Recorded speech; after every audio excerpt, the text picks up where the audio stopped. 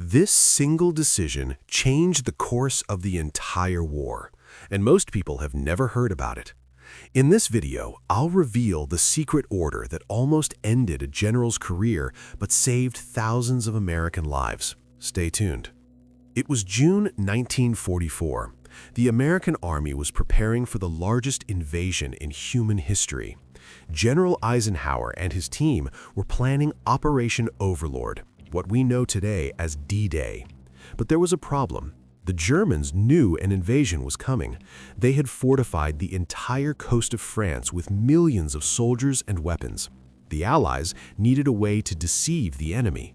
And that's when one American general proposed a plan so audacious that even Churchill doubted it. The traditional military strategy was simple: land on the beach, establish a beachhead, and then push inland. But Eisenhower's generals told him this strategy would result in massive casualties. Some estimates suggested that 50% of the first wave would be killed. That meant 75,000 American soldiers could die on the first day alone. Eisenhower had to find a different way. He needed a strategy that would minimize casualties while still winning the battle. That's when one of Eisenhower's advisors proposed something radical. Instead of a frontal assault, why not use deception? Why not make the Germans think the invasion was happening somewhere else? This idea became Operation Fortitude, the largest military deception in history. The Allies would create a fake army, complete with fake tanks, fake radio transmissions, and fake plans. They would convince Hitler that the real invasion was happening at Pas-de-Calais, not Normandy.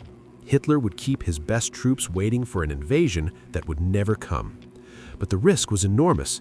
If the Germans discovered the deception, the real invasion would fail and thousands of soldiers would die. On June 6, 1944, Operation Overlord began. Over 150,000 soldiers landed on the beaches of Normandy, and thanks to Operation Fortitude, the Germans were completely unprepared. They thought the real invasion was still coming at Pas-de-Calais. Hitler kept over 300,000 troops waiting for an invasion that would never happen.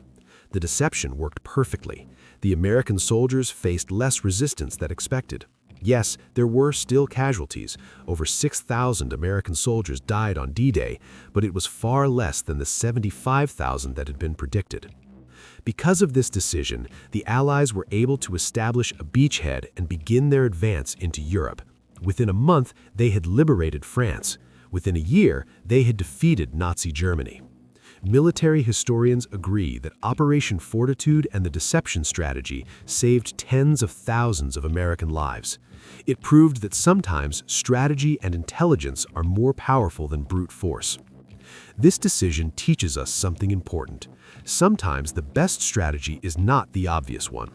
Eisenhower didn't follow the traditional playbook. He thought differently. He took a risk, and that risk paid off.